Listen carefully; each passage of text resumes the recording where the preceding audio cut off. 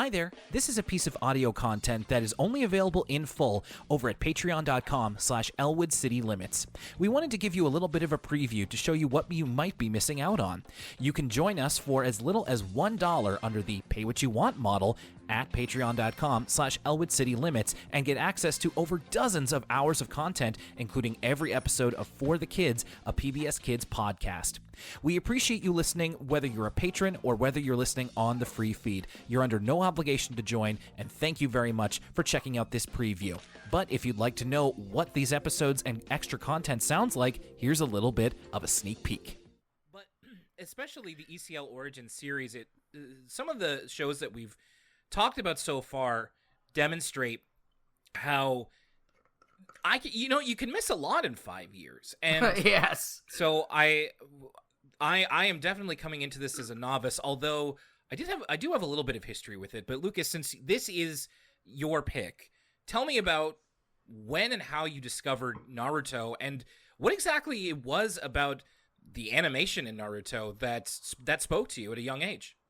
Yeah, so I would have first discovered Naruto on YTV's, and what was the kind of the YTV equivalent to Adult Swim, like the late night block on YTV? Was that Bionics?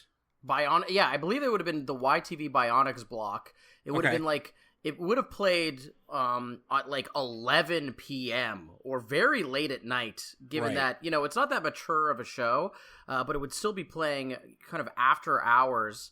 And I remember staying up, and we'll talk about this a little bit in a second when we get to the theme song, but I remember staying up, and in the Canadian broadcast, the second opening was still in Japanese. Like, it had retained the Japanese opening. Really? Okay. And I had never seen anything like this on Canadian television before, and it really, blew my mind. And then in watching the show, just, being 13, the themes tackled were a lot more adult than something you would find in whatever else was on YTV at the time. Your Fairly Odd Parents and shows of that ilk. Yeah. And so from then on, I wasn't content to wait from week to week to continue watching the show on YTV. And so I watched it in the way it thus was the fashion at the time, in 10-minute increments on YouTube. You would do Naruto episode 32 part 1 of 3, because that's when YouTube videos, and this is really aging us well, YouTube videos could only be a max of 10 minutes long. They could be no longer. That's right. And so that's how I watched the majority of the show. I also read the manga as well. I would have my mom bring home copies from the library. And the manga I found similarly kind of engaging, as 13, when you're 13, something can be novel, like it has blood in it, right? And I remember the manga, despite being black and white, was pretty violent compared to other stuff I was into at the time. And so it was like a forbidden fruit. There was something that drew me in about that. It's interesting to hear you talk about this because we both had similar experiences, again, just removed in years. So I'm familiar with the YTV block that you're referring to. I believe there was also a time when that sort of late night anime 2-hour block on like a Friday, it'd be like Naruto, Death Note, Gundam Seed, and Gundam Seed Destiny. And I feel that kind of real mid-2000s fare of popular anime. And at some point, it just seemed like Inuyasha was always on late on YTV. You could always catch Inuyasha. But yes, early, I definitely remember like at Gundam 5 a.m. Seed or something. Yeah, exactly. We, of course, talked about a little bit of our relationship with anime in our Dragon Ball episode of ECL Origins. But I also had my own similar thing to this of you discovering Naruto was that, of course, Dragon Ball Z was on. It was 9 and 9:30 weeknights on YTV, so I'd watch that. And then on some nights, they would have Gundam Wing on at 10 o'clock, which was past my bedtime. And I remember getting to stay up just a little bit later and watching Gundam Wing.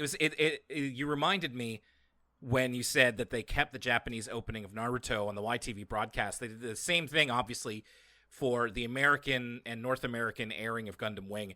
And I just never seen anything like it because... the Dragon Ball Z, we had the the Rock the Dragon opening, but this wasn't Rock the Dragon. It was like a Japanese pop song, and it just really hit different in a way. And you look back at Gundam Wing now, it's not exactly like a mature show or anything like that, but it felt really mature to me. And I imagine it was similar for you growing up with Naruto. But yeah, I mean, mine's a bit more quick. I never, until today, really watched the Naruto anime, but I did read the manga for quite a while because I had a phase in high school when Shonen Jump was being sold at our local, wherever you buy magazines. For me, it was a local drugstore. And so I would just throw down $10 every month and buy Shonen Jump. And I had a lot of them. And that was my first time. Like, I got it because it was like, oh, cool. The Dragon Ball Z manga is in here.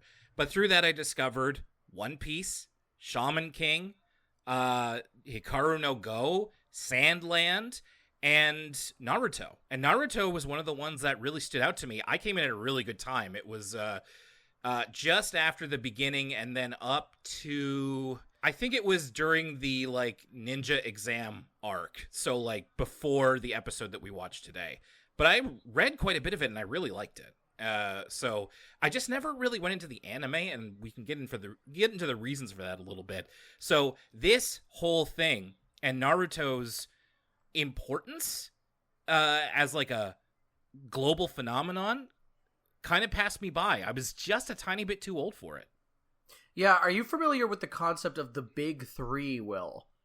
Yeah, the big in you're talking in Shonen Jump? In Shonen Jump, so it's like Shonen Jump always has kind of three big tentpole series, and in the early 2000s when you would have been reading it and I would have been watching shows based off its properties, you know, that big three was Dragon Ball Z, Naruto, and One Piece, respectively. Yeah.